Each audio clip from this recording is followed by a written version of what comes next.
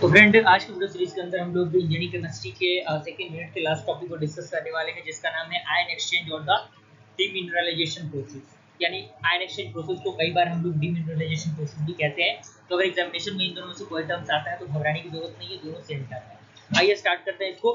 सबसे पहला इसके अंदर पॉइंट कहना है कि ion exchange resin an insoluble cross link chain organic polymer with a macroporous structure and the foundational group attached to the chain are responsible for the ion exchanging properties। यानी जो ion exchange result होते हैं वो insoluble होते हैं cross the link चैन जो आपके organic polymers होते हैं उसमें, और जिसमें different type of structure, different type of जो आपके फंक्शनल ग्रुप्स होते हैं वो अटैच होते हैं, जो रिस्पॉन्सिबल होते हैं चेंज करने में जो आपका आयनिक एक्सचेंज प्रोसेस होता है उसको। अगला पॉइंट कहना है कि resin containing the acidic functional group like आपका COOH and SO3H are capable of exchanging their cations, and those cations basically functional group that means the NH2 and the double bond of NH। Okay, यानी यहाँ से कुछ कुछ elements आपके आके जुड़ेंगे as the HCl are capable of exchanging their anions with the other anions which comes in their contact।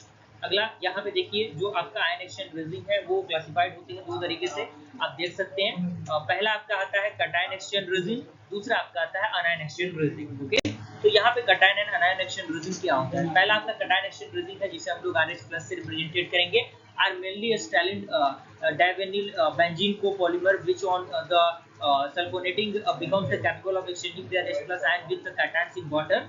और यहाँ पे आप देख सकते हैं दूसरा आपका अनायन एक्सचेंज है, और अनायन एक्सचेंज में भी आपको कुछ पॉइंट्स दिया गया है, और बहुत बड़ा पॉइंट नहीं है, काफी छोटा छोटा पॉइंट इसके अंदर लिखा गया है, कोई दिक्कत परेशानी इसके अंदर नहीं होगी आपको, आप इनको इजीली कंप्लीट कर सकते हैं, नोट्स बनाते चलिएगा। अब इसमें आता है एक प्रोसेस टर्म आता है, तो इसमें कह रहा है कि raw water in the first pass through the cation exchanger that the अनायन exchanger. यानी जो रॉ वाटर होता है फर्स्ट पास में वो क्या होता है, जो कटायन एक्सचेंज होता है उसके बाद आपका अनायन एक्सचेंजर होता है। And the cation exchanger is represented by RH2 and RH, and the removal of the cations take place as, यानी वो किस तरीके से होगा आप देख सकते हैं। ये रिएक्शन आपके सामने दिया गया है, आप इस रिएक्शन को इजीली लिख सकते हैं, कोई दिक्कत परेशानी इसके अंदर नहीं होनी चाहिए।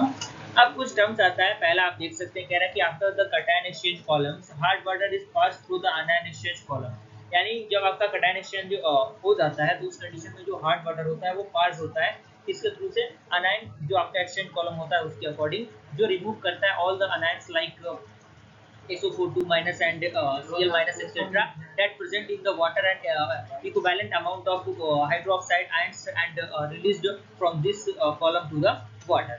और यहाँ पे अगला पॉइंट कह रहा है कि anion exchanger are represented the ROH and the removal of the anion like place as। यहाँ पे आप उसका रिएक्शंस देख सकते हैं, सारे रिएक्शंस आपके सामने मौजूद हैं, और यहाँ पे कुछ और पॉइंट्स दिए गए हैं, पॉइंट्स को आप अच्छी तरीके से इजीली कर लीजिए, कोई दिक्कत परेशानी इसके अंदर नहीं होगी आपको, सारी पॉइंट्स आप देख सकते हैं। अब इसका रीजनरेशन किस तरीके से होता है, तो रीजनरेशन में कह रहा है कि after the deionisation of the certain amount of water that cations and the anion exchangers will be exhausted। यानी जब आपका डीआयोनाइजेशन हो जाता है किसी certain amount of raw water का कटायन में और आयन एक्सचेंजर में, जो एग्जॉस्टेड होगा। और यहाँ पे देख सकते हैं कि regeneration of the cation exchanger is carry out by passing dissolve HCl और the H2SO4 solution into the band। Okay, यहाँ पे आप देख सकते हैं रिएक्शन आपके सामने दिया गया है, रिएक्शन को आप देख सकते हैं, calcium chloride washing and the magnesium sulphate for the washing. और यहाँ पे कुछ और भी पॉइंट्स है, पॉइंट्स को आप इजीली कवर अप कर सकते हैं, सारे जो आपके रिएक्शंस है सारी रिएक्शंस इसमें ऐड किए गए हैं।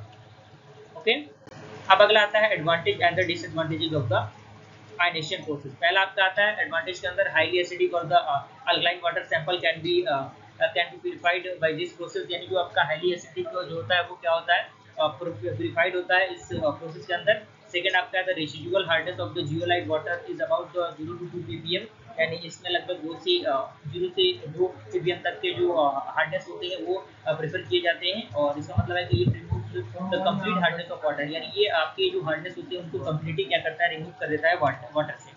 अगला पॉइंट करेगा deionised water is most suitable for the high pressure boiler. यानी जो डीआयोनाइज्ड वाटर होता है वो काफी सुटेबल होता है हाई प्रेशर बॉयलर के लिए। अब कुछ डिसएडवांटेज आता है, पहला पॉइंट कह रहा है कि the ion exchanging resins are expensive hence the cost of purification is high. यानी आयन एक्सचेंज जो रेजिन्स होते हैं वो काफी एक्सपेंसिव होता है क्योंकि जो कॉस्ट ऑफ प्यूरिफिकेशन होता है वो हाई होता है। सेकंड आपका पॉइंट कह रहा है कि raw water should contain the turbidity below 10 ppm and otherwise the frost in the region will be blocked at the output of this process is reduced। और मुझे पूरी उम्मीद है कि यहाँ तक पूरा प्रोसेस आपको समझ में आ गया होगा। अगर वीडियो पसंद आए वीडियो को लाइक जरूर कीजिएगा, ज़्यादा से ज़्यादा इसको अपने फ्रेंड्स सर्कल में शेयर कीजिए ताकि वो लोग भी इसका फायदा उठा सकें। जल्दी मिलते हैं फ्रेंड्स से इंटरेस्टिंग वीडियो के साथ, तब तक के लिए थैंक यू।